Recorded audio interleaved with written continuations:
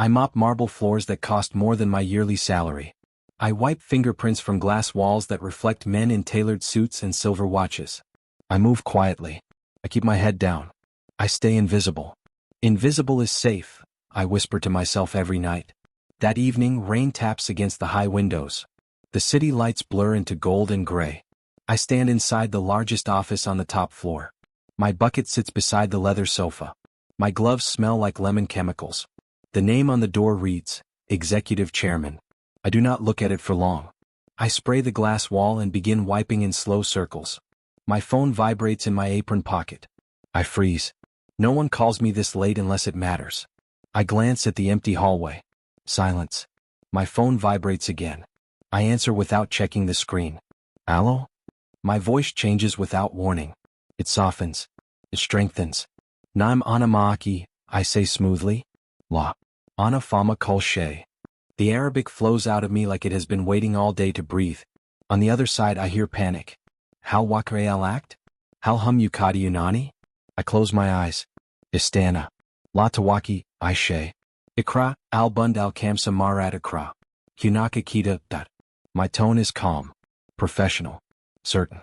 I will send you the correction tonight, I continue in Arabic. Trust me. I hang up slowly. Then I feel it. A presence. I turn. He stands near the doorway. My employer. The millionaire whose shoes I polish when dust gathers on the edges. His expression is unreadable. His eyes are sharp. Curious. How long have you spoken Arabic like that? He asks quietly. My stomach drops. My mouth feels dry. Just a few phrases. He steps closer. That wasn't a few phrases. I grip the spray bottle tighter. I learned from neighbors. Neighbors? His eyebrow lifts. Yes. He studies me like I am a document he cannot decode.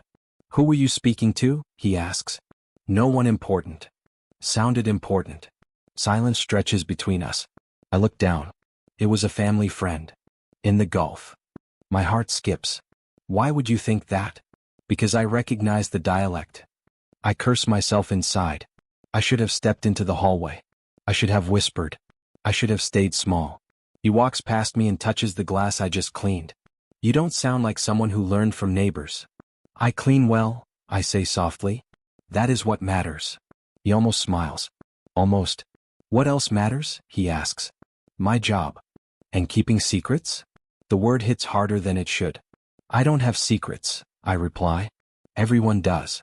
The rain outside grows heavier. He leans against his desk. Say something else in Arabic. I shake my head. Why? Because I asked. I swallow. I am working. Say it. My chest tightens. I feel cornered. La yajalna afal dalik, I say quietly. His eyes widen. You just said you wouldn't do something just because I asked, he says slowly. I remain silent. You're not just a cleaning lady, he continues. I force a small smile. Tonight I am. His phone buzzes on the desk. He ignores it. Who taught you? He presses. My father, I answer before I can stop myself. The word hangs in the air. He notices. Was your father a teacher? No. Then what? I hesitate. Every answer feels dangerous. He worked with contracts, I say carefully. International? Yes. And now you mop floors? Yes. He studies my face like he is searching for cracks. What happened? He asks. Life, I whisper. He takes a slow breath. You corrected someone on that call. It was nothing. It didn't sound like nothing. I feel anger rise. Not loud. Not wild. Just steady. I said it was nothing. His jaw tightens. You work in my building. If you are connected to investors I deal with, I need to know. I am not connected to anyone. Then why did that conversation sound like legal advice? My pulse pounds in my ears. It was just translation. For who? A friend. What friend? I don't owe you my history. The sentence escapes before fear can stop it. Silence. He straightens slowly. You are bold tonight. I am tired tonight. He watches me carefully. Do you know how many millions move through this office? I see the numbers on the screens, I reply. And you understand them? I hold his gaze for 1 second too long. Yes. The word lands between us like a dropped coin. He exhales through his nose. Interesting. I look away first. My shift is almost over, I say. You can go. I nod and move toward my bucket. Wait, he says. I freeze. If I ask you tomorrow where you studied Arabic, will your answer change? No. Good, he says quietly. Because I plan to ask again. My fingers tremble slightly as I gather my supplies. Why does it matter? I ask without turning. Because I don't like surprises in my own office. I didn't mean to surprise you. You did. I finally look at him. Then maybe you weren't looking. His expression shifts. Something unreadable passes through his eyes. Be careful, he says softly. Of what? Standing out. A bitter laugh almost escapes me. I don't stand out. You did tonight. I push my cart toward the door. One more thing, he calls. I stop again. If someone is about to sign a bad contract, he says carefully, and you know it's bad, would you warn them? My throat tightens. Yes, I answer. Even if it cost you? I think of unpaid bills. Of my mother's tired hands. Of my father's old briefcase still under my bed. Yes. He nods slowly. That's dangerous. So is silence, I reply. For a moment, neither of us speaks. Then I step into the hallway. The door closes behind me with a soft click. My heart races all the way to the elevator. Inside the empty lift, I lean against the mirrored wall. I stare at my reflection. Cleaning gloves. Simple uniform. Hair tied back. But my eyes look different. Alive. The elevator doors open in the lobby. I walk past security. Outside, the rain soaks my thin jacket. My phone buzzes again. A message in Arabic appears on the screen. Did anyone hear me? I stare at it. Up above, on the top floor, lights still glow in his office. I type back slowly. Yes. The next morning, the air feels different. I step into the lobby and the security guard looks at me twice. Big night, he asks casually. I just cleaned, I reply. He studies me for a second longer than usual. I push my cart toward the elevators. My phone feels heavier in my pocket. My secret feels louder. When I reach the top floor, his assistant stands near his office door. Perfect hair. Perfect heels. Perfect smile that never reaches her eyes. You, she says sharply. He wants to see you. Now. Did I stutter? I park my cart and wipe my hands on my apron. My pulse quickens, but my face stays calm. I knock. Come in, he says. I step inside. The office smells like expensive coffee and leather. He stands by the window, hands behind his back. Close the door, he says. I do. He turns slowly. Good morning. Good morning. Did you sleep well? Yes. Lying doesn't suit you. My throat tightens. I'm not lying. You looked nervous last night. I was surprised. So was I. Silence stretches. He walks toward his desk and sits down. He gestures to the chair across from him. Sit. I'm on shift. Sit. I sit. He folds his hands together. Where did you learn Arabic? From neighbors, I repeat. Which neighbors? Old ones. Names? I don't remember. His jaw tightens. You don't remember the names of people who taught you fluent legal Arabic? It's not fluent. It is. I hold his gaze. Why does it matter? Because I don't hire mysteries. I clean floors. You stood in this office and gave contract advice. I translated. You corrected. I stay quiet. He leans back. Were you testing me? No. Were you warning someone about me? My heart pounds once. Art. No. He watches my face carefully. You paused, he says. I'm nervous. Why? Because I need this job. He taps a pen against the desk. If you need this job, don't lie to me. I'm not lying. Then tell me the truth. I swallow. I learned from my father. He nods slowly. And your father? Worked with international contracts. So you grew up around this? Yes. And now you scrub glass? Yes. Why? Because life changes. He studies me again. Did someone cheat your father? The word cheat slices through me. I don't want to discuss that. That wasn't an answer. It's the only one I'm giving. A knock interrupts us. His assistant walks in without waiting. The Al Saeed call is in 10 minutes. She looks at me like I don't belong in the chair. I'll join shortly, he says without looking at her. She doesn't leave. Is there something else? He asks coldly. She forces a smile. Just curious why the cleaning staff is in strategy meetings now. I decide who sits in my office, he replies. Her eyes flick to me. Sure. Jealous? I hope you're careful, she says lightly. People pretend to be simple all the time. I don't pretend, I say calmly. She laughs softly. Of course. He stands. That will be all. She hesitates, then leaves. The door closes. She doesn't like you, he says. She never did. Why? I exist. He almost smiles. You've been invisible for 2 years. Exactly. And now? I'm still invisible. No, he says quietly. You're not. The words settle between us. I don't want trouble, I say. Then don't create it. I didn't. You answered a call. In my pocket. In my office. I inhale slowly. If I step outside next time, will that satisfy you? That depends. On what? On whether you're working against me. I'm not. Then prove it. How? He picks up a folder from his desk. A thick contract with gold tabs. Sit in on this call, he says. Just listen. I'm not qualified. I decide that. And if I hear something wrong? He holds my eyes. Then you'll stay quiet. The sentence hangs heavy. Will I? I ask softly. His gaze sharpens. You tell me. I look at the contract. The paper feels symbolic. Heavy. Dangerous. I don't betray people, I say. And I don't like being betrayed, he replies. We stare at each other in silence. The intercom buzzes. The Al Sayed line is ready. He presses a button. Put it through. Arabic fills the room through the speaker. Fast. Confident. Businesslike. I sit still. I listen. Terms. Percentages. Clauses. Then I hear it. A number slightly altered. A timeline shortened. A risk hidden in polished language. My chest tightens. He glances at me. I stay silent. The voice on the speaker asks, is Clause 7 final? He answers smoothly, yes. Completely standard. It isn't. My fingers dig into the armrest. The voice says, then we proceed. I feel heat rise inside me. He mutes the call and looks at me. Well, he asks. I hesitate. Is it standard? He presses. I choose my words carefully. It depends on who benefits. His eyes narrow. Answer the question. It protects you more than them. And they didn't notice. Silence. He studies me like I'm a puzzle piece he didn't expect. Interesting, he says. He unmutes the call. Let's revisit Clause 7, he says smoothly in Arabic. I blink. He adjusts the terms slightly. Less aggressive. More balanced.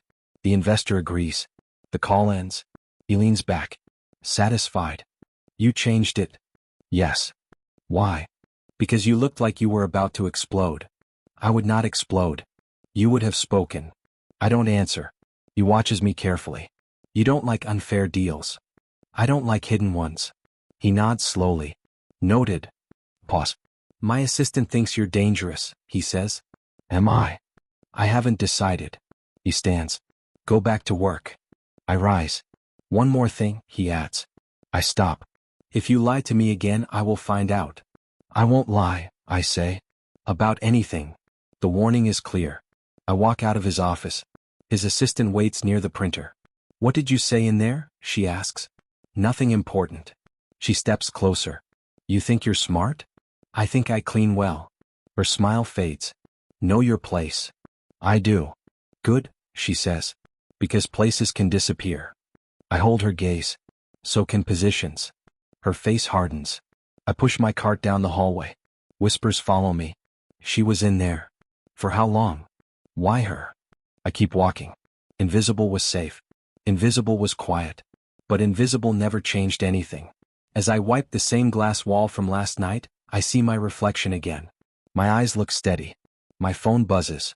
A new message in Arabic. Thank you. Someone corrected the clause. I glance toward his closed office door. He steps out at the same moment. Our eyes meet across the hallway. He knows. I know he knows. And neither of us looks away. I do not just clean this building. I remember it. Not the walls. Not the marble. The names. I push my cart past the conference room and glance at the digital screen outside. Arman Holdings. Gulf Strategic Imports. Desert Pearl Logistics. My chest tightens. I whisper to myself, I know these names. Years ago I heard them at dinner. Pass the salt, my father used to say while flipping through printed contracts. Arman wants faster shipping. I used to sit across from him with my textbooks open. Is that good? I would ask. It depends, he would say with a small smile. Every deal depends. Back then my house smelled like strong tea and ink from fresh paper. My father wore a gold ring with a dark green stone. He tapped it against the table when he thought deeply. Now I scrub fingerprints off doors that lead to men who speak his language. My phone buzzes. My mother. I answer softly. I'm at work. I won't keep you long, she says. Did you eat? Yes. You sound tired. I'm fine. Silence lingers. I found another letter from the bank, she says quietly. My grip tightens on the mop handle. What now? They want a meeting. They've wanted a meeting for 2 years. They mentioned your father's old partner. My heart stops for a second. What about him? They say he filed new documents.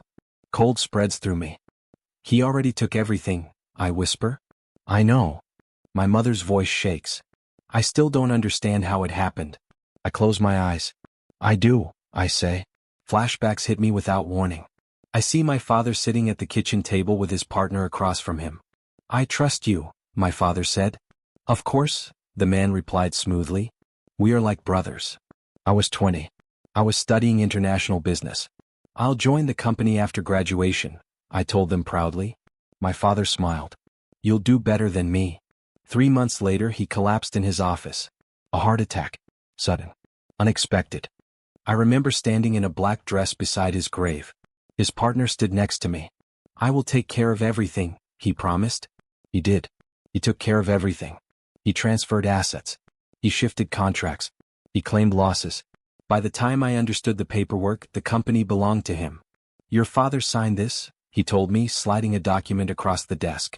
That signature looks rushed, I said. Grief makes people suspicious, he replied calmly. We built this together, I said. And I protected it, he answered. From collapse. From me? I asked. He smiled thinly. From incompetence. I left his office shaking. I tried fighting legally. Lawyers cost money. We had none. Debt letters replaced business calls. University bills piled up. One evening my mother sat across from me at the same table where contracts once lived. We need income, she said quietly. I'll finish my degree first, I replied. With what money? Silence crushed us. I'll find work, I whispered. Temporary, she said. Yes. Temporary became permanent. I returned to the present when my boss's voice cuts through my thoughts. You missed a spot. I turn quickly. Sorry. He studies me. You looked far away. I was thinking. About? Nothing important. He glances at the conference screen. You know these companies, don't you? I hesitate. Why would I? I ask carefully. You reacted when the Auramon logo appeared. I didn't. You did. He steps closer. Have you worked with them before? No. Have they worked with your father? The question hits like a slap. I freeze. His eyes sharpen. So they did. I inhale slowly. Long ago. In what capacity? Import logistics. He folds his arms. You never mentioned that. You never asked. You said you learned Arabic from neighbors. I simplified. You lied. I survived. The words come out before I can stop them. He studies my face. Survived what? Death. Because of them? Because of betrayal. Silence. Who betrayed you? He asks quietly. A man who called himself family. Name. I won't give it. Why protect him? I'm not protecting him. Then why hide it? Because shame is expensive, I say softly. He watches me carefully. You think I'll judge you? He asks. I think you'll calculate me. And what would I calculate? Risk. He doesn't deny it. You were studying business, he says slowly. You understand contracts. Yes. You saw something in Clause 7 yesterday. Yes. You've seen it before. I nod once. He walks to his desk and picks up a framed photo. He turns it toward me. A child stands beside him. Smiling. My son, he says. I stare at the photo. I built this company from nothing, he continues. I don't cheat families. I look at him steadily. Intent doesn't erase damage. His jaw tightens. You think I'm like him, he says. I don't know you.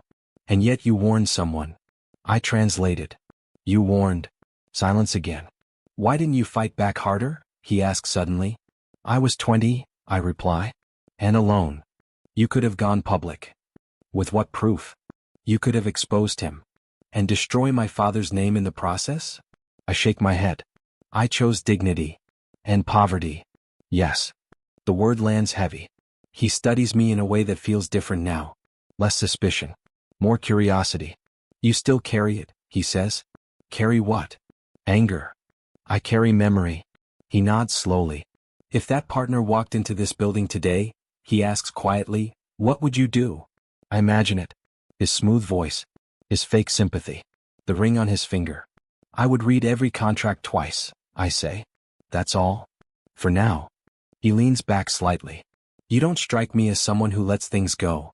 I don't. Then why clean floors? Because floors don't lie. He almost smiles at that. A notification sound breaks the moment. An email alert flashes on the conference screen. New partnership inquiry, Desert Pearl Logistics. My blood runs cold. I whisper, that's him. He looks at me sharply. You're sure? I would recognize that name anywhere. He studies the screen. You said you wouldn't give me his name, he says slowly. I didn't. He meets my eyes. But you just did. Be in the conference room at 7, he tells me that morning. I cleaned that floor at 8, I reply. You're not cleaning today, he says calmly. You're assisting. In what way? You understand Arabic accents. That's not a job title. It is today. His assistant stands near the doorway, arms crossed. This is inappropriate, she says. Investors expect professionals. I expect accuracy, he replies without looking at her. She's cleaning staff. She's useful, he says quietly. The word useful stings and empowers me at the same time. I nod. What exactly do you want? Listen, he says. If anything sounds off, write it down. Do not interrupt. And if it's serious? He holds my gaze. Write it down. That is not an answer. The meeting room smells like polished wood and strong coffee. A long glass table reflects every movement. A single contract folder sits in front of each chair. I notice the gold clips. Gold clips always mean high stakes. 3 men enter with tailored suits and controlled smiles. One speaks first in Arabic. Shukran for hosting us. You're welcome, my boss replies smoothly in English. We value transparency. The word transparency makes my stomach tighten. I sit slightly behind him with a tablet in my hand. Silent. Observing. The investor begins reviewing numbers in Arabic. Projected return seems high, he says carefully. It's conservative, my boss replies. Conservative. I glance at the printed document in front of him. The timeline column looks familiar. Too familiar. The investor continues, and clause 9?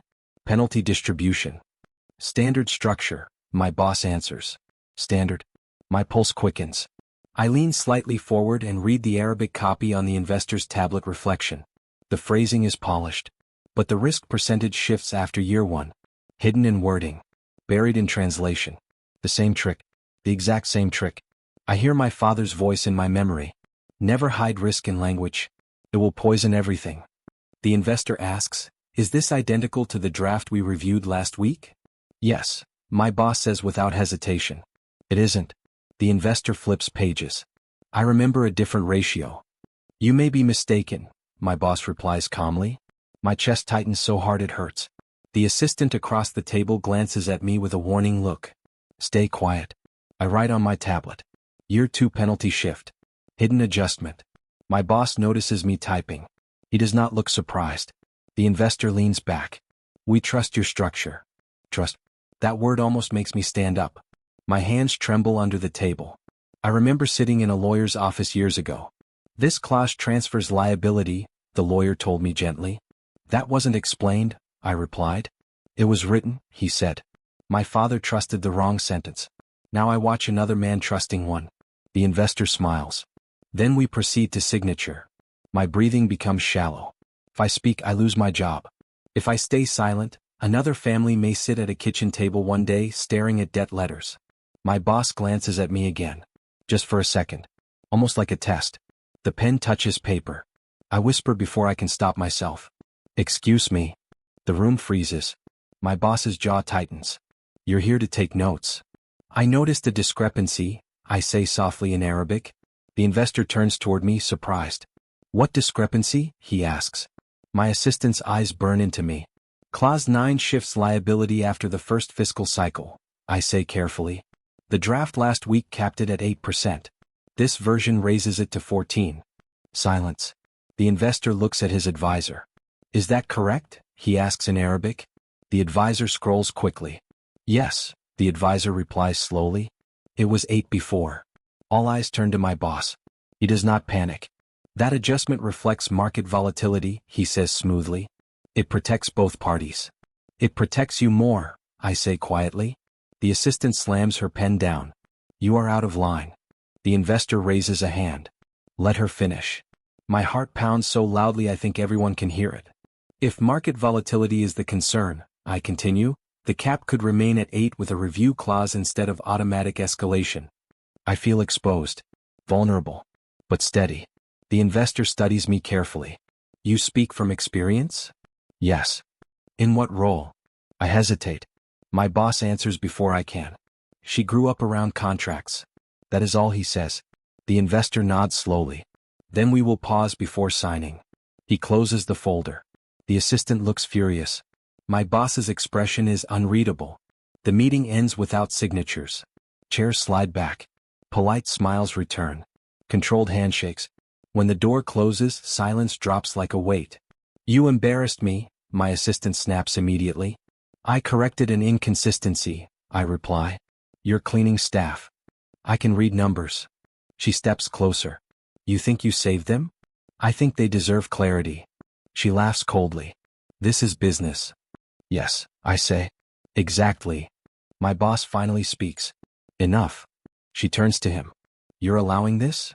I asked her to listen, he replies. Not to interfere. She identified a structural risk. She stares at him. You planned that adjustment? Yes. And she exposed it? Yes. Silence. She looks between us. This is a mistake. She walks out, heel striking the floor sharply. Now it is just him and me. You disobeyed, he says calmly. You told me to write it down. I didn't tell you to speak. The pen was already moving. He studies me for a long moment. Why? He asks quietly. Because I've seen what 14% becomes in court, I answer. And what does it become? A funeral. The word slips out before I can soften it. He looks at me carefully. You think I'm ruining families. I think ambition makes people blind. He exhales slowly. You could lose your job for this, he says. I know. And yet you spoke. Yes. Why? I swallow hard. Because I won't watch it happen again. Silence stretches between us. You're not as powerless as you pretend, he says softly. I never pretended. He picks up the unsigned contract and closes it. This deal is postponed, he says. Postponed? Yes. I nod once. That night I sit on the edge of my bed at home. The lights are off. My uniform is still on. My mother stands in the doorway. Long day? She asks gently. I nod. Did something happen? I look at her tired face. The same face that cried over unpaid bills. I saw it again, I whisper. Saw what? The trick. She walks closer. And? I stopped it. Tears finally fall. I couldn't let it win twice, I say. She sits beside me and holds my hand. You are your father's daughter, she whispers. I close my eyes.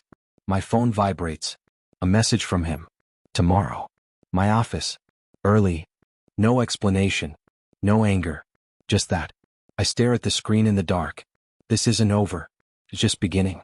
Sit, he says when I enter his office the next morning. I sit. He doesn't offer coffee. He doesn't smile. You cost me a signature, he says calmly. I protected clarity, I reply. You exposed strategy. I exposed imbalance. Silence. He studies me like I am a risk assessment. Do you regret speaking? He asks. No. You're brave for someone replaceable. I know I'm replaceable. And yet you acted. Yes. He leans back. Why? Because I don't confuse silence with loyalty. His eyes narrow slightly. You think I'm disloyal? He asks. I think ambition bends lines. And you don't bend? I used to. Pause. He taps his fingers on the desk. You understand contracts well. Yes. Better than my assistant? I don't answer. That wasn't a trick question, he says. I understand risk, I reply carefully. He nods slowly. From now on, you review cross-border clauses before meetings. My breath catches. As what? As support. My title? You don't need one. Titles matter. But I don't argue. I expect discretion, he adds. You'll have it. He studies me one more second. Don't confuse this with trust. I won't. I leave his office with my heart pounding. Not fear. Something else. That night, I sit at my small kitchen table with my father's old briefcase open beside me. Inside, I still keep copies of old contracts. I spread them across the table. I whisper, show me where he hid it. I compare language. I circle phrases. I highlight penalty triggers. My phone lights up with a message from an unknown address. We postponed signing. We are reviewing independently. Thank you. No name. No signature. I type back using a secure account I created. Review clause 9 and escalation triggers. I hesitate before pressing send. This is not revenge. This is prevention. The message delivers. I sit back and breathe slowly. My mother walks into the kitchen. You're working again? Yes. Not for them. For me. She studies the papers. This looks like before. It feels like before. Are you sure you want to go back into that world? I never left it, I say quietly. I just cleaned around it. The next morning I tie my hair differently. Lower. Sleeker. I replace my worn shoes with simple black flats I bought secondhand but polished carefully. When I walk into the building, the security guard looks at me twice again. You look different, he says. I feel different. Upstairs, my assistant rival watches me as I pass. New shoes? She asks lightly. Yes. Promotion already? No. She studies my posture. You're walking like you belong here. I work here. She smiles thinly. Don't confuse proximity with power. I hold her gaze. I don't. Inside the conference room later, he slides a draft toward me before the others arrive. Read page 6, he says quietly. I scan quickly. You remove the automatic escalation, I note. Yes. Why? Because you made a scene. I look at him steadily. Because it was wrong. He doesn't respond. Instead, he asks, if someone manipulates a clause intentionally, what does that say about them? It says they think no one will notice. And if someone does notice? Then the game changes. His eyes flick up to mine. Is that a threat? He asks softly. No. What is it? A warning. Footsteps approach. The conversation ends. Days pass. I begin reviewing documents quietly at night. I build a spreadsheet tracking patterns in previous deals. I notice trends. Delayed disclosures. Reworded liability. Strategic ambiguity. I whisper to myself, not again. My phone buzzes during lunch break. Can we speak? The unknown investor writes. Encrypted call only, I respond. The call connects later. Why help us? The voice asks in Arabic. Because fairness matters, I reply. You don't work for us. I don't need to. Do you work for him? Yes. And you're warning us? I'm clarifying risk. Pause. You realize this could cost you? Yes. Then why? I think of my father's ring tapping against wood. Because I've seen what hidden clauses destroy, I say quietly. The line goes silent for a moment. Understood, the voice replies. At the office, I begin speaking more during internal prep meetings. This wording invites dispute, I say one afternoon. My assistant rolls her eyes. We've used it for years. Exactly, I reply calmly. He watches us carefully. You're confident lately, he says after the meeting. I'm prepared. Preparation can look like ambition. And ambition can look like greed. His lips curve slightly. Careful. I am. That evening, as I organize files, my assistant steps into the storage room. You think he trusts you? She asks. I think he listens. He listens to useful tools. I know. She steps closer. You're overstepping. I'm reading. You're interfering. I'm protecting structure. She laughs softly. You're naive. No, I say calmly. I'm patient. Her smile fades. You won't outlast me, she says. I'm not trying to. She studies me carefully. Then what are you trying to do? I hold her gaze. Build. Build what? Options. She doesn't like that answer. After she leaves, I sit alone among stacked folders. For the first time in years, I don't feel like I'm reacting. I feel like I'm positioning. At home, I open my laptop and enroll in an online certification under a shortened version of my name. Payment confirmation appears on the screen. I whisper, this time I finish. My phone vibrates again. A new message. We would like independent consultation moving forward. My pulse quickens. Under what terms? I type. Discretion. Compensation. Long-term advisory. I stare at the words. This is bigger than warning. This is entry. I glance at my father's briefcase beside me. I close it gently. Then I type back one sentence. Send the contract. Weeks pass. I work 2 lives. By day I carry files and wipe glass. By night I translate contracts under a different name. Your analysis was precise. A client writes in Arabic. We would like ongoing support. Send revised draft, I reply calmly. Money begins to move into my account. Small at first, then steady. I do not tell my mother the amount. Are you sleeping? She asks one night when she sees the light under my door. I'm studying, I answer. For what? For later. I enroll in an online business certification. I watch lectures with headphones on, pausing to take notes. Risk allocation defines power, the instructor says through my screen. I whisper, I know. At the office I speak less but observe more. He notices. Review this, he says one afternoon, sliding a bilingual draft toward me. I scan it quickly. Paragraph 4 shifts warranty responsibility, I say quietly. To whom? He asks. To us. And? It was previously shared. He nods once. Fix it. My assistant watches from across the table. She's not legal counsel, she says. She's accurate, he replies.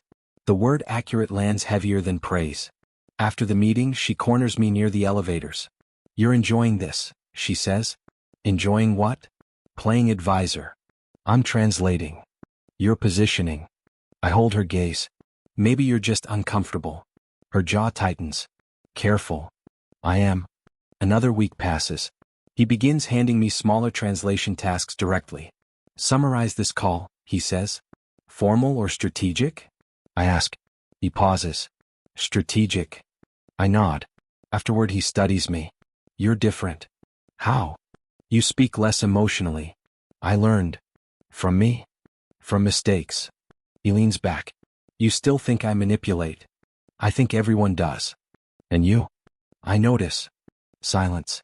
During a larger investor meeting, the room fills with tension. A draft agreement appears on the screen in Arabic. My assistant presents confidently. The language is standard. I read the projected text carefully. It isn't. A clause uses a term that implies unilateral discretion. She continues, no structural risk exists. My heart beats steadily. I raise my hand slightly. May I clarify? Her smile turns sharp. You're here to observe. I see a translation inconsistency. She laughs lightly. Please enlighten us. All eyes turn to me. I stand slowly. The phrase Baiktr Wahid implies sole discretion. I say clearly in professional Arabic. In this context, it removes mutual approval. Silence. One investor frowns. That was not our understanding. She interrupts quickly. It's a minor phrasing issue. It isn't minor, I reply calmly. It changes enforcement authority. He turns to me. Are you certain? Yes. I switch fully into fluent formal Arabic. If this clause remains as written, dispute arbitration favors one side entirely. That was not present in the prior draft. The room goes still. My assistant's face pales slightly. You're overstating, she says tightly. I open the previous version on my tablet. I'm not. I read both clauses aloud, word for word. The difference is undeniable. The investor leans back slowly. Why was this altered? She hesitates. Standard revision. It is not standard, I say gently. He looks at her. We expect transparency. The air thickens. My boss watches me carefully. Not interrupting. Not rescuing. Just observing. She forces a smile. We will revert to prior language. The investor nods once. Meeting adjourned. Chairs scrape softly. When the room empties, she turns on me. You humiliated me, she says under her breath. I corrected the document. You made me look incompetent. I protected the deal. She steps closer. You think he'll reward you? I think clarity matters. You're forgetting your place. I straighten slightly. I know exactly where I stand. He speaks from behind us. Do you? We both turn. He looks at me, not her. You handled that well, he says calmly. Thank you. She scoffs. So this is how it works now? This is how accuracy works, he replies. She grabs her folder and leaves without another word. He walks toward me slowly. You didn't hesitate, he says. I recognize the pattern. From before. Yes. He studies my face. You've been working at night. I freeze slightly. What makes you think that? You're sharper. Faster. I'm focused. On what? Not repeating history. He nods once. You realize she won't forget this, he says. I'm not asking her to. And if she tries to push you out? I'll adapt. He watches me like I'm something unfamiliar. You're not invisible anymore, he says quietly. I never was. That evening I log into another freelance call. We reviewed your feedback, the investor says in Arabic. You were right again. I aim to prevent disputes, I reply. We would like exclusivity. With terms? I say calmly. Of course. I open a new document and begin drafting my own advisory agreement. For the first time, I write clauses that protect me. Clear, balanced, firm. At the office the next morning, I walk through the lobby differently. Not louder, just steadier. The security guard smiles slightly. Promotion soon? Maybe, I say. Upstairs, I pass my reflection in the glass wall I once cleaned without thinking. I stop for a second. My posture is straight. My eyes are calm. Inside the conference room, he hands me another draft without being asked. Before anyone else sees it, he says. I take it. He hesitates. You're becoming valuable. I already was. He studies me then nods slowly. From across the room, my assistant watches in silence. Not annoyed now. Worried. The shift is subtle. But it is there. And this time I don't look away. I walked into the office and felt the tension before I reached my desk. The air was tight. No one smiled. Screens glowed but no one typed. My boss's door slammed open. Everyone in the conference room. Now.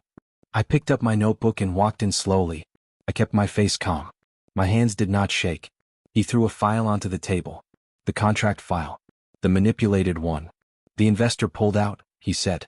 His voice was sharp. Do you know what that means? No one answered. It means we just lost millions. He looked at each of us like we were criminals. He said someone warned him. Someone told him the numbers were false. Silence. My heart beat hard but my face stayed still. He leaned forward. Who spoke to him? A manager cleared his throat. Sir, maybe he just did deeper due diligence. Don't insult me, my boss snapped. This was internal. Someone from this room. His eyes stopped on me. You handled the projections, he said. I prepared what I was instructed to prepare, I replied calmly. His jaw tightened. Are you implying I gave false instructions? I'm saying I followed written directives. The room went quiet. He walked closer to me. Did you contact the investor? No. Did you warn him? No. He studied my face like he wanted to see guilt. I want emails audited. Phones checked. I want to know who betrayed this company. Betrayed. The word almost made me smile. But I lowered my eyes instead. I understand, I said softly. The meeting ended but the tension stayed. People whispered near the coffee machine. This is bad. He's furious. Someone's getting fired. I sat at my desk and opened my laptop. My inbox blinked. A new email. Subject line, Proposal Review, Al Noor Holdings. I stared at the name. Al Noor Holdings. A respected Gulf company. I had sent them a small freelance proposal weeks ago. I expected silence. I opened the message. We are impressed with your analysis. We would like to discuss a larger contract. My breath caught. Larger contract. I looked around. My boss was shouting in his office. Papers hit walls. Anger filled the building. But on my screen, opportunity waited quietly. My phone buzzed. A call from the same company. I stepped outside to answer. Hello. Good afternoon, a calm voice said. We reviewed your independent report. It was thorough. Transparent. Transparent. We value integrity, the voice continued. We would like to retain you for a 6-month advisory role. My throat felt tight. What would that involve? Strategic financial analysis. Remote work. Competitive compensation. How competitive? He named a number. I leaned against the wall. It was more than my monthly salary. Twice. We prefer professionals who do not compromise data, he added. It builds long-term trust. I closed my eyes. I agree, I said. Excellent. We will send the formal contract. The call ended. I stood there for a moment. Inside, my boss's voice echoed through glass walls. Outside, the sun felt warm. Karma does not scream. It moves quietly. When I returned to my desk, he called my name again. Come inside. I walked into his office. He shut the door. Sit. I sat. He stared at me. You've been different lately. In what way? Calm. Too calm. I'm focused on my work. He leaned back. If I find out you sabotaged this deal. I didn't. You understand what loyalty means? I met his eyes. Yes. Good. Because I built this company from nothing. I almost said something, but I stayed silent. He pointed at the contract file on his desk. This investor was key. Now we're under pressure. Payments are delayed. Partners are nervous. Financial pressure. It had started. I need you to redo projections, he said. Make them stronger. Stronger or accurate? His eyes hardened. Stronger. I held his gaze. I will prepare accurate reports, I said carefully. His hand slammed the desk. You work for me. Yes, I replied. But numbers don't. Silence fell between us. For the first time, I saw something new in his face. Not anger. Fear. Get out, he muttered. I left without another word.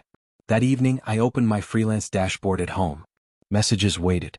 2 small clients confirmed payments. Another requested a consultation. Money flowed into my account. Not dramatically. Not loudly. But steadily. I stared at the balance. For years, money felt like sand slipping through my fingers. Rent. Bills. My mother's medicine. Debt notices.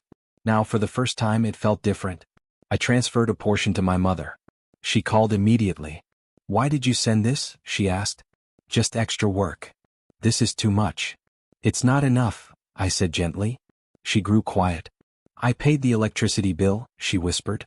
And part of the loan. I swallowed. Good. Are you safe? She asked suddenly. Yes. Your voice sounds stronger. I smiled. Maybe I'm just tired. You were always strong, she said. You just forgot. After the call, I sat alone in my small apartment. On the table lay 2 things. My company ID badge. And the draft contract from Al-Noor Holdings. 2 paths. One loud. One quiet. The next morning, the office atmosphere worsened. Vendors called. Payments bounced. Meetings stretched for hours. He shouted more. He blamed everyone. Fix it. Find the leak. Secure new investors. During lunch, a colleague whispered to me, he thinks you know something. About what? The investor. I took a sip of water. I don't. Be careful, she said. I nodded. Inside I felt fear. But I also felt justice unfolding. Not revenge. Not destruction. Balance. Later that afternoon, he stormed out of his office again. The bank reduced our credit line, he announced. Until further notice, expenses are frozen. Gasps filled the room. One manager asked, what about salaries? He didn't answer. He looked at me instead. Redo the forecast by tonight. I will send the accurate version, I replied. His eyes burned. You're becoming difficult. No, I said quietly. I'm becoming precise. The room fell silent again. Power is not noise. Power is patience. That night, I finalized my freelance contract. 6 months. Stable payment. Clear terms. No manipulation. I signed it digitally. My hands did not shake. A notification appeared. Contract executed. I stared at the screen. For the first time, money flowed toward me instead of away. I didn't celebrate. I didn't post anything. I didn't tell anyone at the office. Karma does not need an announcement. The next morning, he called another emergency meeting. We will recover, he said loudly.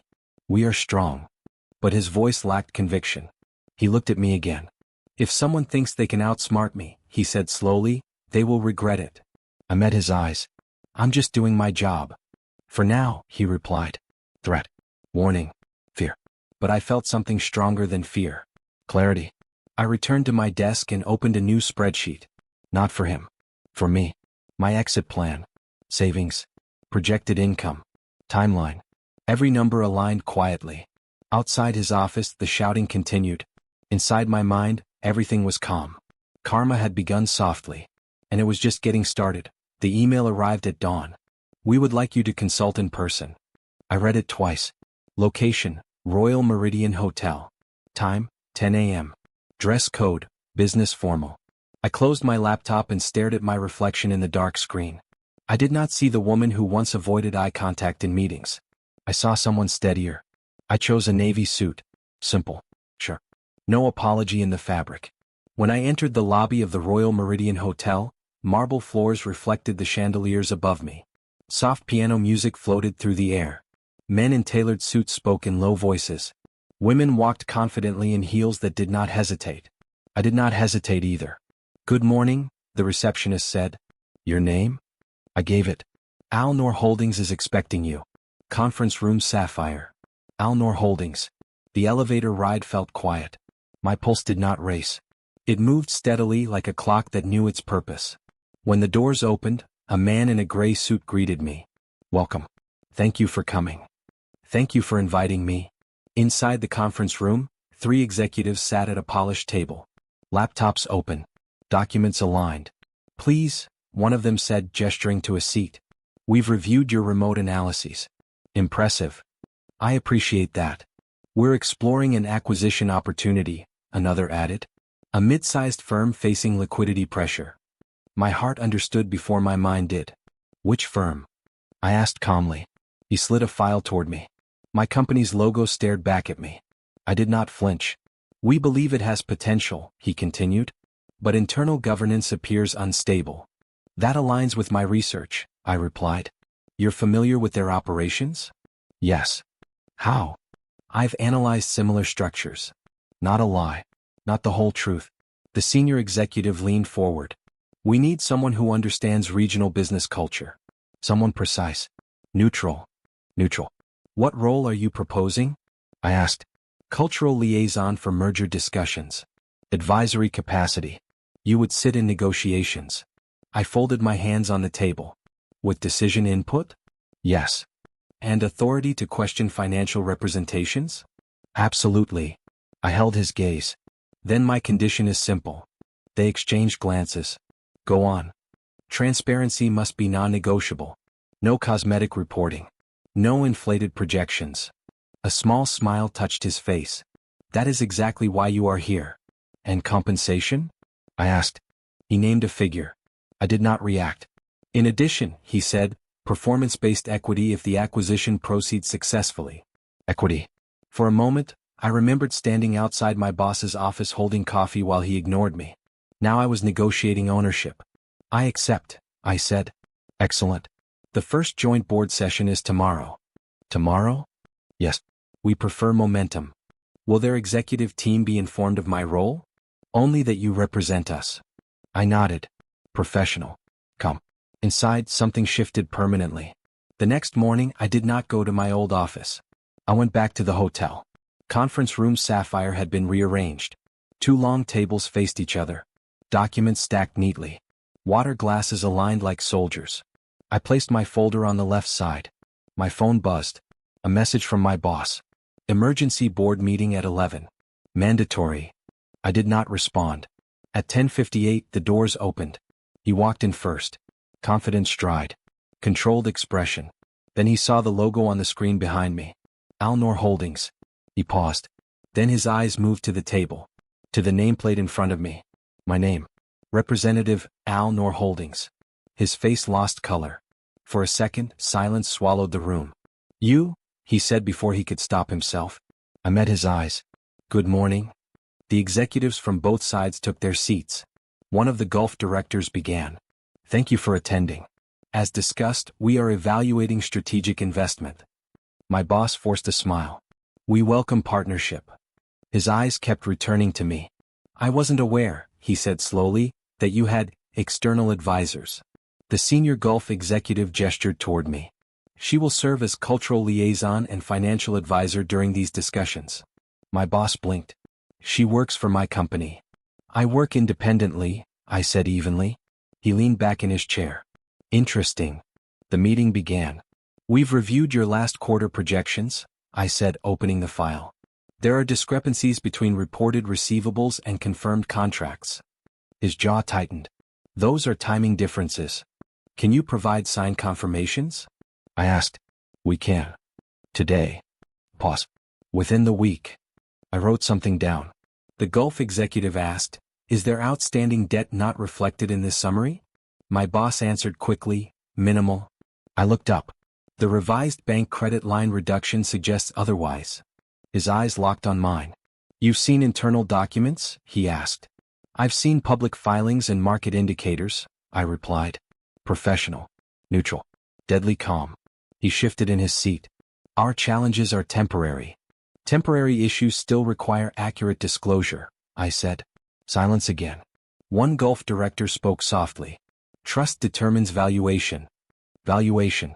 The word hung in the air like a verdict. My boss cleared his throat. What exactly is her authority here? The senior executive answered smoothly. She speaks for us. Power does not shout. It states facts. The discussion moved to restructuring terms. We would require 2 board seats, the Gulf director said. 2, my boss repeated. And financial oversight during the transition.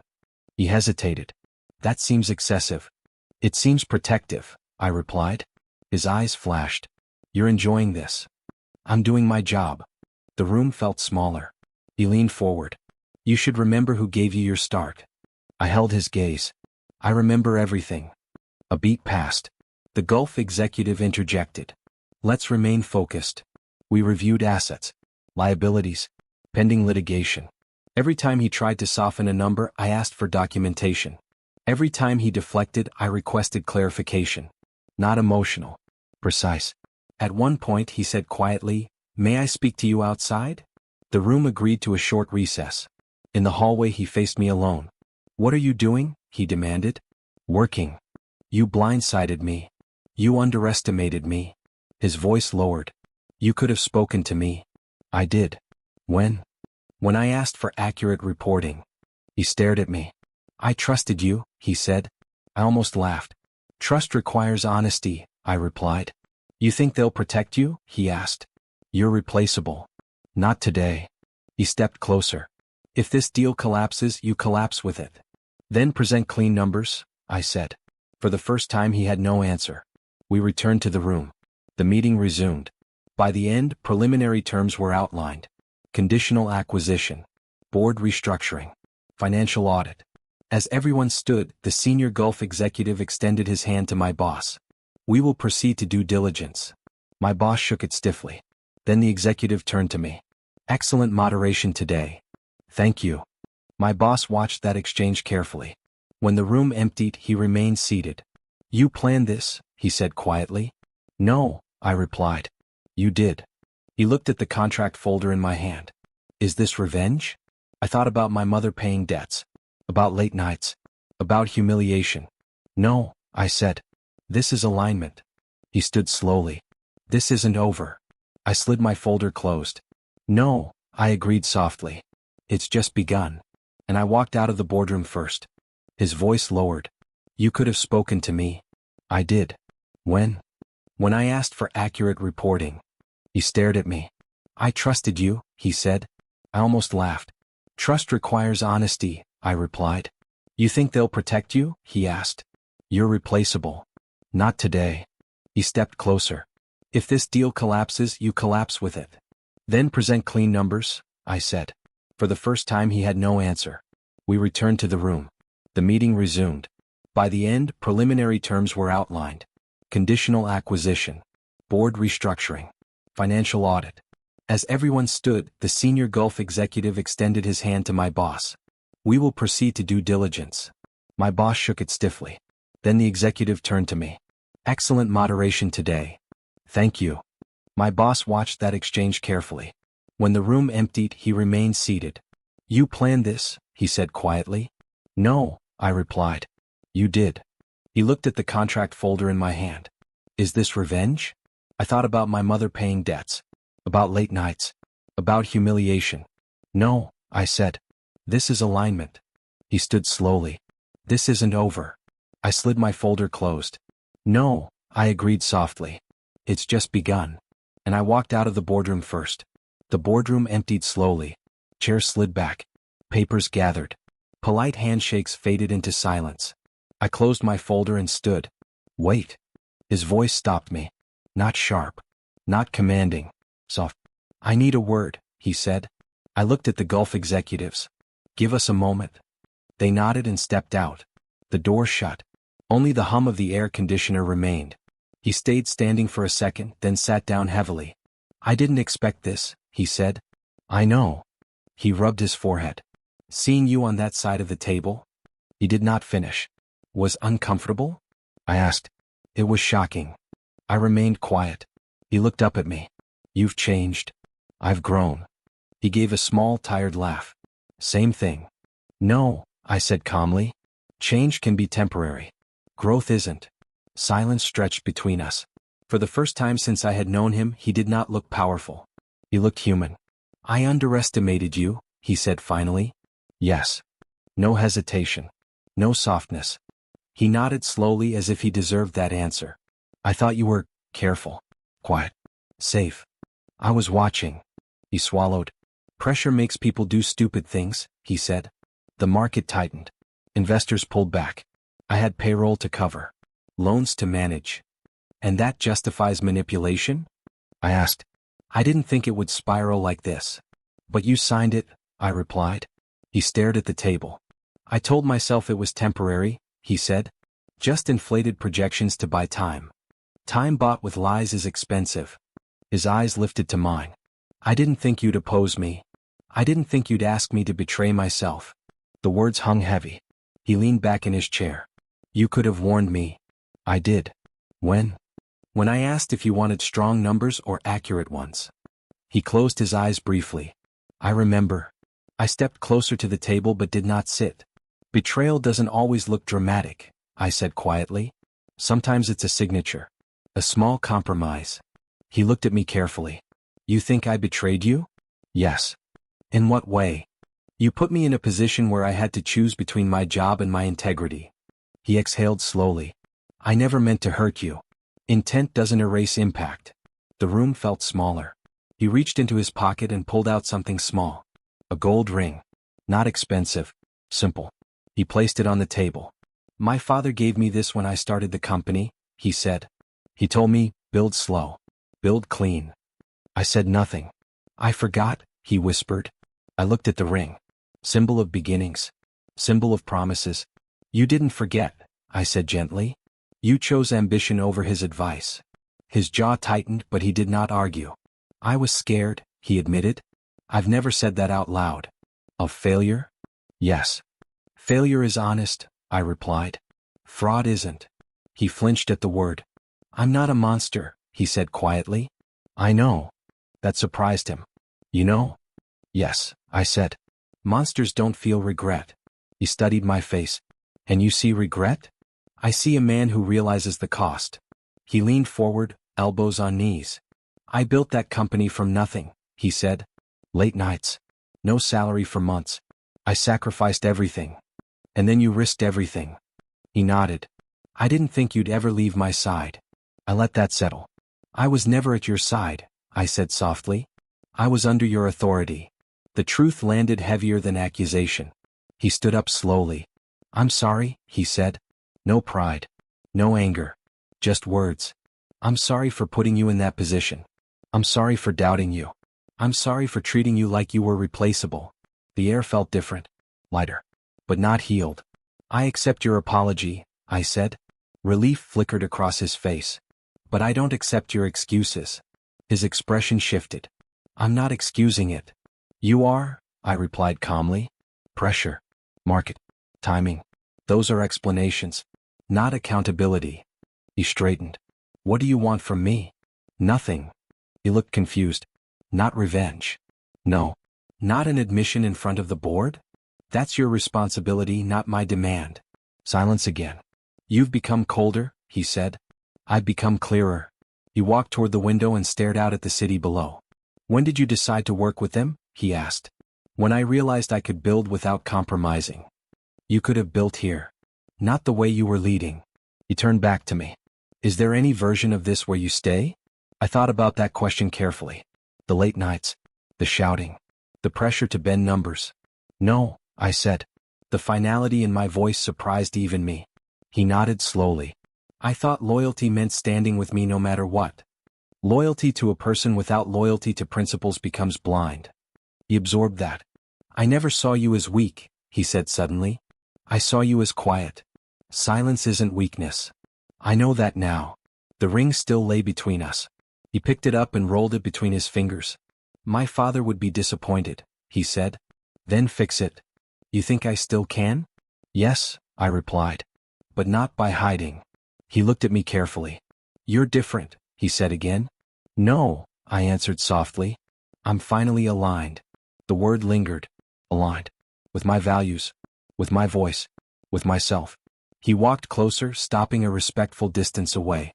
I am sorry, he repeated. I heard you. And I don't need more. He searched my face for anger. He found none. That unsettled him more. You're not angry? He asked. I was. And now? Now I'm focused.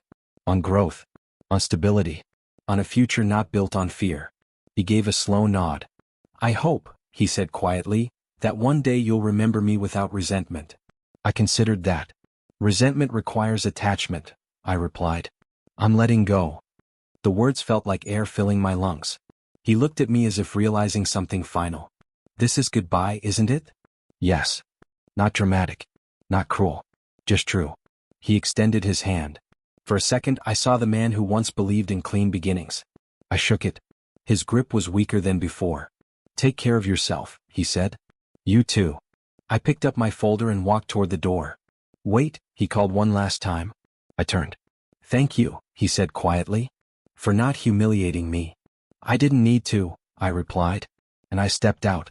The hallway felt long and bright. I did not feel victory. I felt closure forming. Not because he apologized. Not because he regretted it. But because I no longer needed his validation to move forward. My closure did not depend on his guilt. It depended on my growth. And I had already chosen it. The boardroom felt colder than usual. Glass walls reflected the morning light, but it didn't soften the tension. Chairs had been rearranged, documents stacked neatly, and water glasses lined the table. I carried my folder with the manipulated contracts. Everything in it was precise, clean, irrefutable. Shall we begin? I said quietly, taking a seat at the table. The Gulf directors nodded. My boss entered shortly after, his expression measured but tense. Across the table, my assistant rival sat smugly. She believed she had leverage. The senior Gulf executive spoke first. We've received updates on the proposed merger. Please clarify recent discrepancies. I opened my folder. During review, I noticed that several key clauses were altered from the previous draft, I said. Specifically, terms affecting investor approvals and fund allocation. I turned to my rival. She attempted to interject. That's a minor adjustment. It doesn't affect the deal materially. I looked at her calmly. The change allows unilateral decision-making by management, bypassing board oversight. It materially alters governance responsibility. The room went silent. My boss leaned forward slightly. I see, he murmured. I presented each discrepancy, showing highlighted clauses, timestamps, and prior versions. I spoke professionally, without judgment, without emotion. The evidence did the work. One director spoke slowly. This is serious. We require full transparency. How long have these documents been altered? Since the previous board session, I replied. My rival's face tightened. She looked at me, fury in her eyes. She opened her mouth to argue, but facts closed it before words emerged. This should have been disclosed, another executive said firmly. My boss nodded, breathing slowly. You're right, he admitted. His tone was calm, measured, not defensive, not dramatic, just accountability. I take responsibility for the oversight, he said. The company will correct the errors immediately, and measures will be implemented to ensure complete transparency going forward. I did not speak again. I did not need to. The moment belonged to truth. My rival's attempts to manipulate the narrative collapsed. Every objection was countered by documented evidence. She could not argue with clarity. She could only fume silently, powerless. I leaned back slightly, letting the tension settle. Years ago, I would have sat in the same room, powerless, watching my family crumble over betrayal and lies. Now, I watched from across the table as courage and preparation stood firm. The room's atmosphere shifted. Respect replaced whispers. People acknowledged competence without fanfare. My boss looked at me briefly, a flicker of recognition in his eyes. I did not smile. I did not celebrate. I simply breathed deeply, feeling the weight of justice. Quiet. Heavy. Real. The Gulf directors concluded the meeting. We will proceed based on the verified documents. Thank you for your diligence. I packed my folder slowly, absorbing the silence. The energy in the room had changed. No applause. No dramatic confrontation. Just respect. Solid. Earned. My rival left first, shoulders tight, avoiding eye contact. My boss remained seated for a moment, eyes fixed on the documents. You handled that well, he said softly. Accuracy speaks for itself, I replied calmly. He nodded. I understand. For the first time the air felt lighter. Something inside me that had been broken for years began to heal. Not from revenge, not from shouting. From courage. From quiet strength. I stood, walked to the window and looked at the city below. It was bright. Expansive. Full of possibilities. Justice had arrived quietly. And it was heavier than I had imagined. I returned to my chair, took a deep breath and let the moment settle. For once, the world felt aligned. Not because I had conquered anyone but because I had finally honored myself. The room emptied slowly. I remained seated for a heartbeat longer, feeling the weight of every step I had taken to reach this point. The past no longer held me. The present had its clarity. The future was mine. The morning air smelled crisp as I entered the newly renovated boardroom. Sunlight poured through the floor-to-ceiling windows. I adjusted my blazer, feeling the weight of the moment, not a burden but a mantle. My phone buzzed. A message from Al Noor Holdings. Welcome to your executive role. Congratulations. I exhaled slowly. For years, survival had been enough. Now leadership beckoned. My boss arrived shortly after, carrying a folder and an unreadable expression. He stopped at the table, then looked at me. You've handled everything impeccably, he said quietly. I want to offer you a formal mentorship. We can rebuild the company together, ethically, strategically. I folded my hands in front of me, letting the words settle. Mentorship, partnership, or independence. Thank you, I said, calm but firm. I thought about this. About the merger, the responsibilities, the people who relied on me. I have a choice to make. He nodded slowly. I understand. I considered the options. Revenge would feel satisfying. To watch him falter while I rose would be easy. Walking away would be safe. But I didn't want easy. I didn't want safe. I looked at him. I've decided to stay. He blinked, surprise flickering across his face. Not for you, I added quickly. For myself. I will build something clean. Transparent. Ethical. From the ashes of manipulation. He studied me silently. Then nodded. Respect, not command, in his eyes. We began planning. I set strict guidelines for governance, decision-making, and accountability. Every contract reviewed. Every number cross-checked. I became the voice I once needed, the one my father could have used when betrayal struck our family. Your vision is precise, he admitted during a strategy session. I underestimated how much you would grow. I underestimated myself too, I replied softly. For the first time, I felt the balance of power shift without arrogance. Leadership was not about dominance. It was about clarity, fairness, and courage. I walked through the office, seeing staff look at me differently now. Not just the Gulf executives but my colleagues, my rival, even the junior assistants. Quiet respect replaced whispers. I didn't seek it. I didn't need it. Later I met my boss privately. I want to rebuild the company the right way, he said. With you leading some initiatives I can mentor, guide, but you'll make the decisions. I smiled faintly. That's the only way I'll accept. I will lead. You can advise. Understood, he said. Relief softened his features. I glanced at the old office door, now a memory of the cleaning jobs, the late nights, the silent watching. I had crossed that threshold once as a frightened girl. Now I returned as someone who had chosen purpose over fear. At my desk, I opened my laptop and reviewed a draft policy. Ethical guidelines. Transparency rules. Internal audit schedules. Every line carried weight. Every word carried intention. I paused and touched the corner of the child photo I kept tucked in my drawer. My younger self staring back. I whispered, "This is for you, for us, for everyone who was powerless." I leaned back, breathing deeply. No applause. No celebration. Just clarity. Survival had been my first chapter. Now leadership was my next one. I would not allow shortcuts. I would not allow deception. I would lead as I had once needed, firm, ethical, and courageous. The office lights reflected in the polished floors. I walked among them with steady steps. I was no longer invisible. I was responsible. I was accountable. I was free. And for the first time in my life, the future felt fully mine. I arrived at the cemetery before sunrise. The air smelled of damp earth and morning dew.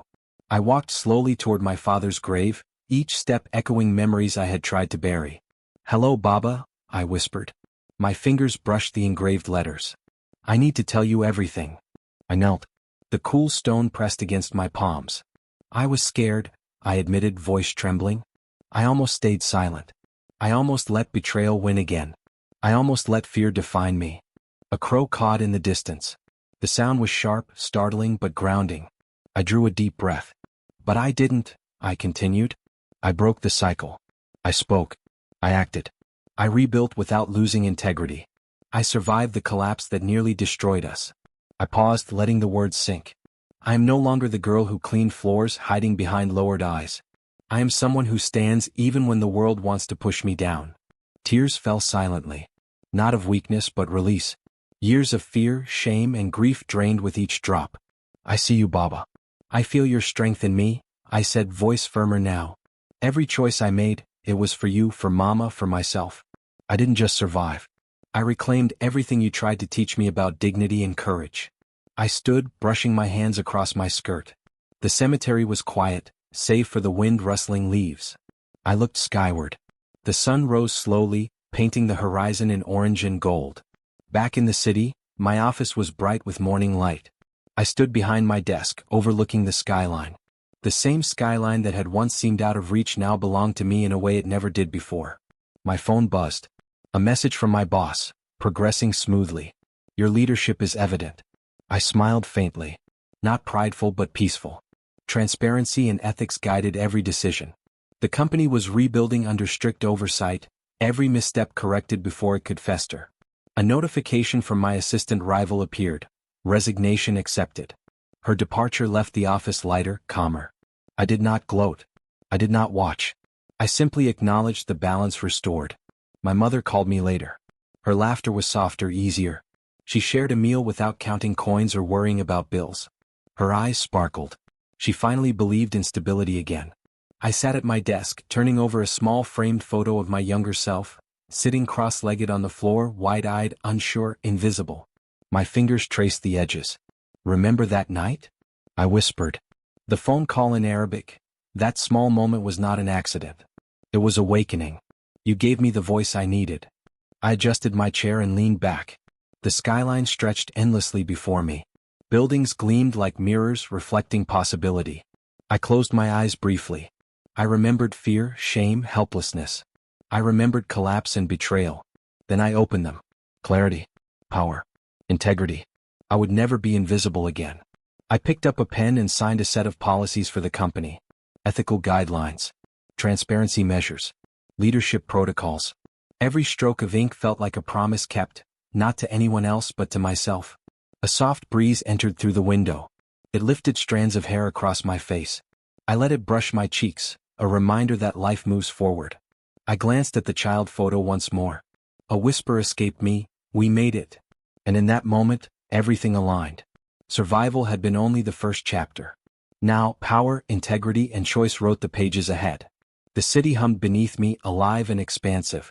And I, finally, fully, irrevocably, was awake, present, and visible. No fear. No silence. Only forward. I sat quietly, letting the sunrise settle over the skyline, letting the world reflect the woman I had become. Strong. Ethical. Unyielding. Free. And at long last, I felt whole.